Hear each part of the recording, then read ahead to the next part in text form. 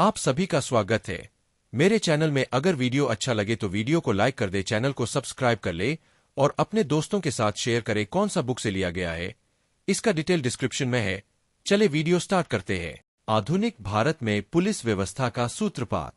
पूर्व औपनिवेशिक भारत में मुगलों एवं अन्य स्वतंत्र राज्यों में सरकारें कुलीन तंत्रीय, निरंकुश एवं सैन्य प्रकृति की थीं और वहां दक्ष पुलिस तंत्र का अभाव था।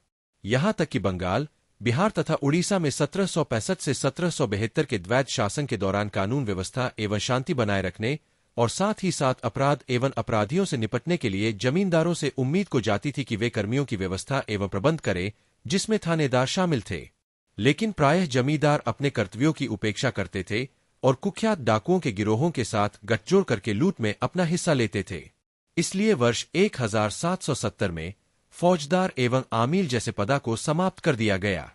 हालांकि 1774 में वॉरेन हेस्टिंग्स ने फौजदार के पद को पुनः स्थापित किया और जमोदारों को डकैती, हिंसा एवं अव्यवस्था से निपटने में उनकी मदद करने को कहा गया।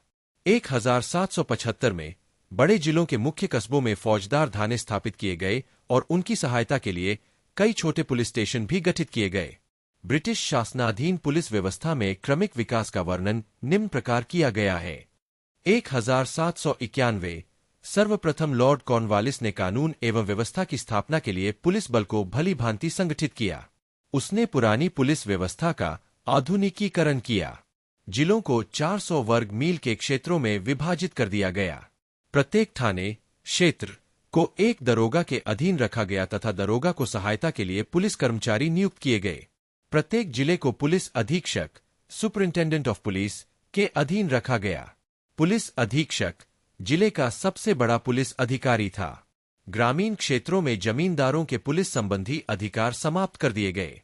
पुलिस कर्मचारियों में तत्परता तथा ईमानदारी लाने के लिए उसने उनके वेतन बढ़ा दिए तथा हत्यारों एवं चोरों को पकड़ने पर उनके लिए पुरस्कार की व्यवस्था की गई। 1808 मेयो ने प्रत्येक डिवीजन के लिए एक पुलिस अधीक्षक एसपी को नियुक्ति की तथा उसकी सहायता के लिए बहुत से गोयंदा स्पाइस नियुक्त किए गए। किंतु कालांतर में गोयंदा भ्रष्ट हो गए तथा स्थानीय जनता के मध्य लूटखसोट मचाने लगे। 1814 कोर्ट ऑफ डायरेक्टर्स के एक आदेश द्वारा बंगाल को छोड़कर अन्य सभी स्थानों में कंपनी द्वारा दरोगा एवं उसके सहायकों की नियुक्ति के अधिकार को समाप्त कर दिया गया। लॉर्ड विलियम बैटिक गवर्नर जनरल 1828 से 35 निधीक्षक एसपी के पद को समाप्त कर दिया गया। बाकी की किले का कलेक्टर या दंडाधिकारी, मजिस्ट्रेट, पुलिस विभाग का प्रमुख तथा प्रत्येक भाग का आयुक्त पुलिस अधीक्षक के पद का दायित्व भी निभाएगा। लेकिन इस व्यवस्था में अनेक दुष्प्रभाव उत्पन्न हुए।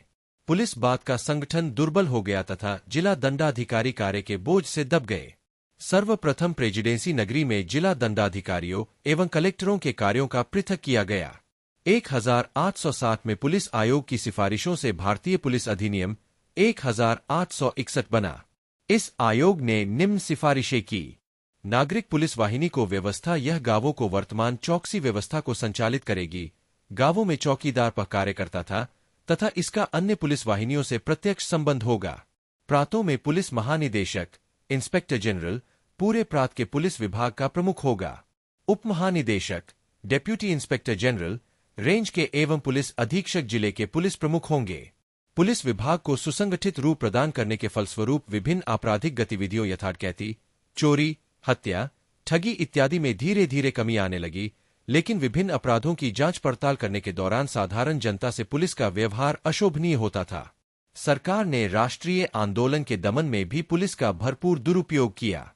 अंग्रेजों ने अखिल भारतीय स्तर पर पुलिस व्यवस्था की स्थापना नहीं की।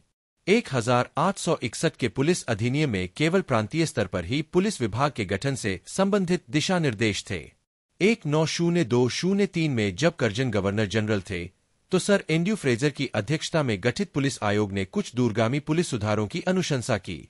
आयोग ने यह अनुशंसित किया कि कनिष्ठ पुलिस अधिकारियों को उच्च अधिकारियों के पदों पर पदोन्नत नहीं किया जाना चाहिए और उन वरिष्ठ अधिकारियों को सीधे भर्ती की जानी चाहिए। इसने ऐसे प्रशिक्षण स्कूल खोलने का परामर्श दिया जहां सिपाहियों और अधिकारियों को प्रशिक्षित किया जा सके। इसके अलावा आयोग द्वारा सभी प्रांतों में पुलिस बल को शक्ति बढ़ाने, पुलिसकर्मियों को पूछताछ करने के लिए गांवों का दौरा करने की अनुमति देने, वेतन वृद्धि और केंद्र में एक आपराधिक खुफिया विभाग गठित करने की अनुशंसा भी की गई।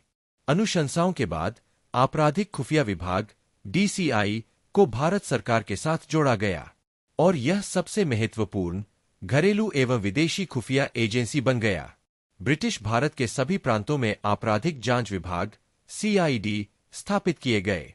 1929 में CID को विभाजित कर दो अलग अलग विशेष शाखाओं CID और अपराध शाखा का गठन किया गया। बाद के वर्षों में भारतीय पुलिस ब्रिटिश राज की विशाल संरचना को बनाए रखने में मदद करने वाली सरकारी एजेंसी के रूप में विकसित हुई। भारत में स्वशासन के लिए लड़ रहे राष्ट्रवादियों के दल को सरकार की दमनकारी नीतियों का सामना करना पड़ा और इस दमन में पुलिस की भूमिका स्पष्ट थी। इस प्रक्रिया में पुलिस ने भारतीय जनता की सहानुभूति खो दी।